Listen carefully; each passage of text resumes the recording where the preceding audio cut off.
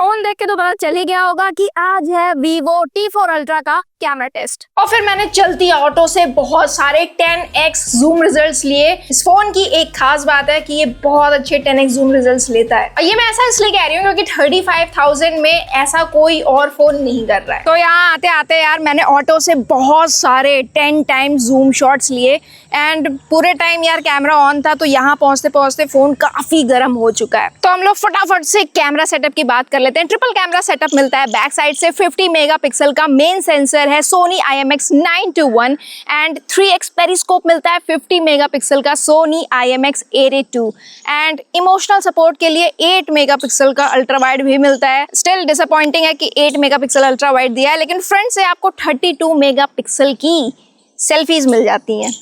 सारे Vivo iQOO phones की तरह यहाँ पे 3 फिल्टर मोड हैं यार, vivid, textured, natural with lots of mosquitoes. तीनों ही मोड्स में डिफरेंस ये है कि विविड थोड़ा सैचुरेटेड रिजल्ट देता है और टेक्सचर्ड में एक्स्ट्रा शार्पनेस ऐड हो जाती है। मुझे सबसे बेस्ट नेचुरल मोड लगता है, एंड जितने भी रिजल्ट्स आप देखोगे सब नेचुरल मोड पे लिए गए हैं। So let's begin with the main camera. You will absolutely love the detail, sharpness, skin tone. Sky बहुत ज्यादा ब्लू नहीं हो रहा है, लेकिन ग्रीन आप देख सकते हो कि थोड़ा सा सैचुरेशन बढ़ा हुआ है। लेकिन अगर आपको सोशल मीडिया रेडी फोटो पसंद है देन आई थिंक आप कंप्लेन नहीं करने वाले। एंड यहाँ फेस पे हल्की सी स्मूथनेस आपको फील जरूर होगी। जब धूप नहीं पड़ रही है, बिल्कुल इवन लाइट है, तो बहुत अच्छी डिटेल्स एंड शार्पनेस निकल के आती है। ओवरऑल कलर साइंस मुझे पसंद आया, एंड जब पीछे से सन पड़ता है तब भी फेस के अराउंड बहुत अच्छा एक्सपोजर आता है। हाईलाइट को काफी हद तक ये कंट्रोल कर लेता है, एंड आप देख सकते हो कि पिक में जो शार्पनेस है वो भी काफी सही निकल के आ रही है। लेकिन एक चीज ने मुझे बहुत ज्यादा डिसअपॉइंट किया है, डिसअपॉइंटिंग से ज्यादा मैं कहूंगी कि शॉकिंग है, वो ये कि मेन कैमरा है और ऐसा अल्ट्रा वाइड में होता है कि कॉर्नर्स स्मज हो जाते हैं, उस पर डिटेल नहीं रहती है। यहाँ पे 23 mm पे भी कॉर्नर्स स्मज होके निकल आ रहे हैं। अगर इसको इग्नोर करो आप देन आपको रिजल्ट अच्छे मिलेंगे। लाइट सैंपल्स की बात हम बाद में करेंगे। यहाँ पे यार कोई कैमरा जर्क मेरे को देखने को नहीं मिला। थोड़ा सा एक बार देखने को मिला था, देखो आराम से हो जा रहा है, कोई लैग नहीं है। इवन फोटो में जाओगे 3 टाइम्स 10 टाइम्स जूम करोगे तो आपको कोई लैग नजर नहीं आने वाला है। अब क्योंकि 8 मेगापिक्सल का अल्ट्रा वाइड है, ऑब्वियसली आपको डिटेल ज्यादा नहीं मिलने वाले, सेंसर उतना अच्छा नहीं है, तो प्रोसेसिंग भी उतनी अच्छी नहीं हो रही है। अगर आपको ह्यूमन सब्जेक्ट कैप्चर करना है देन आपको उतने अच्छे रिजल्ट्स नहीं मिलने वाले। स्किन टोन वगैरह भी थोड़ी अजीब लग रही है, और अगर पीछे सन है तब तो पूरा आगे की तरफ पूरा ब्लैक हो जाता है, एक्सपोजर सही नहीं है। और अगर आपको बस सीन कैप्चर करना है आई थिंक तभी आप यूज कर सकते हो। तो ये है इसका कैमरा UI। नाइट में आप 10 टाइम्स तक जा सकते हो, एंड पोर्ट्रेट शॉट्स आप 23, 35, 50, 85 एंड 100 तक जा सकते हो। इवन आप पोर्ट्रेट में देखोगे कि यहाँ पे 3 ऑप्शंस दिए हैं ब्लर मोड के, एंड यहाँ पे आपको कुछ स्टाइल्स मिल जाती हैं ट्राई करने के लिए। फोटो में अगर आप जाओगे तो 10 टाइम्स तक जूम कर सकते हो, 3 टाइम्स ऑप्टिकल जूम आपको मिल जाएगा, एंड यहाँ पे भी आपको कुछ फिल्टर्स मिल जाएंगे ट्राई करने के लिए। एंड यहाँ पे 1, 2, 3, 4K 60 FPS आप देख सकते हो। जी हाँ, 3x में भी आप 4K 60 FPS में शूट कर सकते हो, लेकिन अल्ट्रा वाइड में अगर आपको जाना है तो 180p 30 FPS पे आपको जाना पड़ेगा। एंड मोर में आपको बहुत सारे ऑप्शंस मिल जाते हैं यार, pro mode, food, astro, slow mode, pan. यहाँ पे प्रो मोड में देख लो आप, ये रहा रॉ मोड आपका, एंड 3 टाइम्स तक ये भी जा सकता है। ये देख सकते हो कि टेलीफोटो पे स्विच हो चुका है, लेकिन फ्रंट में आप यूज नहीं कर सकते हो। नाउ इस फोन में 3x पेरिस्कोप दिया गया है, मतलब कि आपको ऑप्टिकल जूम रिजल्ट्स मिलेंगे बहुत ही बढ़िया डिटेल्स के साथ। शार्पनेस अच्छी है, कलर साइंस अच्छी है, फेस पे डिटेल मिल जाएगी आपको। लेकिन कई बार मुझे लगा कि फेस पे हल्की स्मूथनेस हो रही है, लेकिन आपको बहुत अच्छे बिल्कुल एडिटेड वाले रिजल्ट चाहिए देन आप कंप्लेन नहीं करोगे। एक चीज अच्छी है, 23 mm पे कॉर्नर को ये स्मज कर दे रहा था, स्मूथ कर दे रहा था। इसमें ऐसी कोई प्रॉब्लम नहीं है, कॉर्नर्स पे भी आपको रिजल्ट अच्छे मिलेंगे, डिटेल एंड शार्पनेस रहेगी। देखो जब इवन लाइट है, धूप वगैरह का सीन कुछ ज्यादा नहीं है, तब बहुत ही अच्छे बैलेंस रिजल्ट्स आते हैं। बहुत ओवर सैचुरेटेड नहीं है पिक्चर, डिटेल वगैरह सब सही है। लेकिन जब सब्जेक्ट के पीछे आपका सन आ जाता है वहां पे हल्का सा मुझे लगा हाइलाइट्स थोड़े ओवरब्लोन होते हैं, स्पेशली जब लाइट आपके फेस पे पड़ रही हो तो वो एरिया थोड़ी व्हाइटिश हो जाती है। ओवरऑल कलर्स भी हल्के से फेडेड हो जाते हैं। But you are gonna love 3x periscope इसका। यार इसका जो 10x जूम है ना मुझे बहुत पसंद आया, क्योंकि कई बार आप क्लोज नहीं जा सकते ऑब्जेक्ट के, एंड ऐसे में 10x बहुत ज़्यादा हैंडी है। चाहे मैंने स्ट्रीट पे भी किया है, ऑटो पे आते समय, यहाँ पे भी किया है, बर्ड्स के क्लोज नहीं जा पा रही हूँ, या फिर मैं जहाँ गीली एरिया है वहाँ नहीं जा पा रही हूँ, वहाँ पे 10x जूम बहुत काम आ रहा है एंड काफ़ी अच्छे रिजल्ट्स भी दे रहा है। सो यहाँ पे मैं 10 टाइम्स शूट करने की कोशिश कर रही हूँ। शटर स्पीड इतनी अच्छी है कि आप चलते चलते बस क्लिक करते रहो एंड आपकी पिक जल्दी से खिंच जाएगी। नाउ ऐसा मत सोचना कि 3x पेरिस्कोप वाला डिटेल मिलेगा, क्योंकि आप जूम इन करोगे तो वहाँ पे डिटेल्स उतनी नहीं मिलेंगी, लेकिन ओवरऑल एक अच्छे कलर्स के साथ फोटो निकल के आ रही है।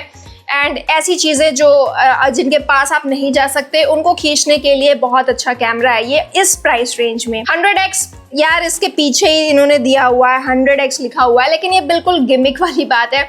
100x रिजल्ट्स ऑब्वियसली यार अच्छे नहीं मिल रहे। 60,000 वाले फोन तो कर नहीं पाते अच्छे से 100x, ये कहाँ से करेगा। अब हम लोग पोर्ट्रेट पे आते हैं और इसमें बहुत सारे पोर्ट्रेट ऑप्शन है, 23, 35, 50 mm, 85 mm, 100 mm। नाउ अगर मैं 50 mm की बात करूं, ये डिजिटल है, 85 mm आपका 3x पेरिस्कोप का यूज कर रहा है एंड 23 mm आपका मेन सेंसर यूज कर रहा है। सबसे पहले मैं दिखा दूं कि मैंने बहुत सारे 50 mm पे स्ट्रीट फोटोग्राफी की है एंड बहुत ही अच्छे रिजल्ट्स मुझे मिले हैं। जो बैकग्राउंड ब्लर है वो काफी अच्छा है एंड जो एज कट आउट है वो बहुत अच्छी निकल के आ रही है, लेकिन क्योंकि ये डिजिटल है इसीलिए आपको इतनी डिटेल नहीं मिलेगी जितनी आपको 85 mm पे मिल जाएगी, और स्विच होते ही जो डिटेल है वो बहुत ज़्यादा बढ़ जाती है, कलर्स और अच्छे आ जाते हैं, स्किन टोन बहुत ज़्यादा अच्छी बेटर हो जाती है 50 mm से भी।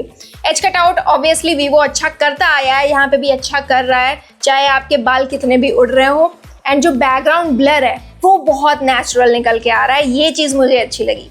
अच्छा 100 mm पे भी आप ले सकते हो पोर्ट्रेट शॉट्स, लेकिन जो बैकग्राउंड में जहाँ पे भी डार्क रीजन है वहाँ पे नॉइज दिख जाती है, तो 100 mm पे आप अवॉइड कर सकते हो। एंड 23 mm पे भी मैंने शॉट्स लिए, मुझे ऐसा लगा कि थोड़ा सा सैचुरेशन बढ़ा हुआ है 23 mm पे, लेकिन जो एक सटल बैकग्राउंड ब्लर है वो बहुत अच्छा लगा मुझे 23 mm पे। सो पोर्ट्रेट्स में बहुत सारी स्टाइल्स अवेलेबल हैं कि आप ट्राई कर सकते हो। लेट्स ट्राई इट आउट कि कैसा रिजल्ट आता है।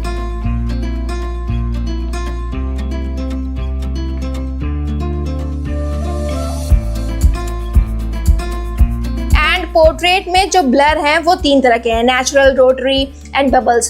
तो डिफरेंस आप देख सकते हो स्क्रीन पे। नेचुरल और रोटरी मुझे अच्छा लगा बैकग्राउंड ब्लर में, लेकिन जो बबल्स है वो लिटरली बबल्स बना देता है बैकग्राउंड में एंड मुझे लगा कि फेक सा है। नाउ फ्रंट कैमरा की बात करते हैं, और इस पूरे फोन में फोटोग्राफी के मामले में front camera is the weakest, क्योंकि कई बार मुझे ऐसा लगा, जी हाँ, लेंस को क्लीन करने के बाद भी मुझे ऐसा लगा कि बहुत बार येलो टिंट आ रहा है एंड एक्सपोजर को जो पीछे से बहुत ज़्यादा जब लाइट आ रही है उसको हैंडल नहीं कर पा रहा है। अगर लाइट बिल्कुल इवन है उस केस में सेल्फीज अच्छी निकल के आ रही हैं, स्किन टोन अच्छा आ रहा है, बैकग्राउंड भी सही कलर निकल के आ रहा है एंड जो फेस पे डिटेल्स भी आपकी आ जा रही हैं। इवन फ्रंट से आप फोटोज लोगे उसमें भी कई सारे फिल्टर्स आपको मिल जाते हैं, तो डिफरेंट फिल्टर्स यहाँ भी मैंने ट्राई करके देखे हैं। इवन रात के टाइम में भी सेल्फीज मैंने लिए हैं एंड रात की सेल्फीज भी अच्छी आ जाती हैं, शार्पनेस वगैरह काफ़ी सही है। ऐसा नहीं है कि ब्लरी है और ऐसा नहीं है कि बिल्कुल ब्लैक वाले रीजन में नॉइस आ जा रहा है, तो रात में भी सेल्फीज आप अच्छी ले सकते हो। मैक्रो की भी थोड़ी सी बात कर लेते हैं। वैसे तो अलग से मैक्रो मोड दिया हुआ है, लेकिन आप 3x पेरिस्कोप का यूज कर सकते हो, मैक्रो शॉट्स के लिए 10x का भी यूज कर सकते हो। मैक्रो इज रियली गुड, अच्छी खासी डिस्टेंस से आप मैक्रो पे शॉट्स ले सकते हो। अब बात करते हैं नाइट फोटोग्राफी की। अल्ट्रा वाइड पे ज्यादा बोलने लायक तो है नहीं, बस सीन कैप्चर कर सकते हो जब भी लाइट्स ज्यादा अवेलेबल हैं एनवायरनमेंट में। 1x पे नाइट मोड में कभी कभी ब्लैक स्काई की जगह ब्लूइश टिंट आ जाता है, बट डिटेल एंड शार्पनेस अच्छी है, एक्सपोजर हैंडलिंग जो है सही है, 3x रिजल्ट्स भी अच्छे हैं, ओवर शार्पनिंग नहीं हो रही है, फालतू की एक्स्ट्रा डिटेल नहीं है एंड एक्सपोजर हैंडलिंग सही है। बट हाँ, एक्सट्रीम शैडो रीजन में आपको नॉइस जूम इन करने पे दिख जाएगा। सबसे शॉकिंग बात यह है कि 10x जूम रिजल्ट्स यहाँ पे भी अच्छे आ रहे हैं, मतलब डिटेल तो उतनी नहीं है लेकिन कलर देखो फेड नहीं हुए एंड पोर्ट्रेट्स भी देख लो, डेप्थ इफेक्ट बहुत अच्छा है, स्किन टोन मेंटेन है एंड एज कटआउट रात में भी अच्छा निकल के आ रहा है। Let's begin with videography. ऐसी एक एरिया है जिसने मुझे डिसअपॉइंट किया है। T3 अल्ट्रा, T4 अल्ट्रा एक ऑलराउंडर वीवो फ़ोन माना जाता है, कैमरा सेंट्रिक ही बस नहीं माना जाता। और अगर मैं पर्टिकुलरली इसकी बात करूं तो वीडियोग्राफी ने मुझे डिसअपॉइंट किया है। एंड इससे पहले मैंने Realme GT7 फ़ोन का रिव्यू डाला था और वो भी एक ऑलराउंडर फ़ोन है, लेकिन उसकी वीडियोग्राफी मुझे इससे बेटर लगी थी। तो 4K 60 FPS पे एंड 4K 30 FPS पे दोनों पे ही स्टेबिलिटी नहीं है, बहुत ज़्यादा शेक करता है, इवन डे लाइट में पसंद नहीं आया मुझे। और अगर आप 1080 पे भी शिफ्ट हो जाओ तो भी बहुत ज़्यादा इम्प्रेसिव रिजल्ट मुझे नहीं लगे। सो ये है इसका पोर्ट्रेट मोड, बैकग्राउंड में आप ब्लर देख रहे होगे एंड 1080p 30 FPS पे ही आप शूट कर सकते हो। वैसे इस रेंज के सारे फ़ोन्स ऐसे ही हैं, 4K में कोई नहीं देता है, इवन 60,000 वाले फ़ोन भी नहीं देते हैं 4K में पोर्ट्रेट वीडियो। और ये 3 टाइम जूम पे हम लोग 4K 60 FPS ले रहे हैं। बर्ड्स को कैच करने की कोशिश है, लेकिन थोड़ा सा पास जाओ ये लोग उड़ जाएंगे। गाइस ये है 4K 60 FPS की वीडियो।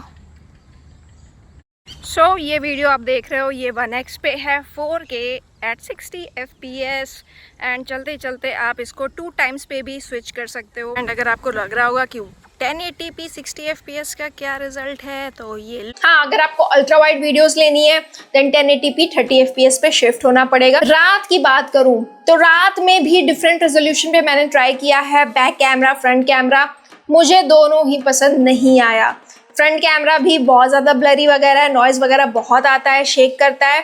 एंड बैक कैमरा में भी मैंने डिफरेंट रेजोल्यूशन ट्राई किए, मुझे इम्प्रेसिव नहीं लगा। एक्सपोजर हैंडलिंग भी सही नहीं हो रही है, नॉइज़ तो आ ही रही है चलो। इसीलिए मैंने ये सब पूरा देखते हुए कहा कि वीडियोग्राफी व्लॉगिंग के लिए नहीं है, लेकिन अगर आप स्टिल हो एंड बस पैन अराउंड कर रहे हो, सब्जेक्ट को फॉलो कर रहे हो, जैसे कि आप सिनेमैटिक क्लिप्स निकालना चाहते हो, उस केस में आप अच्छा यूज़ कर सकते हो। ये था ओवरऑल रिव्यू इसके कैमरे का।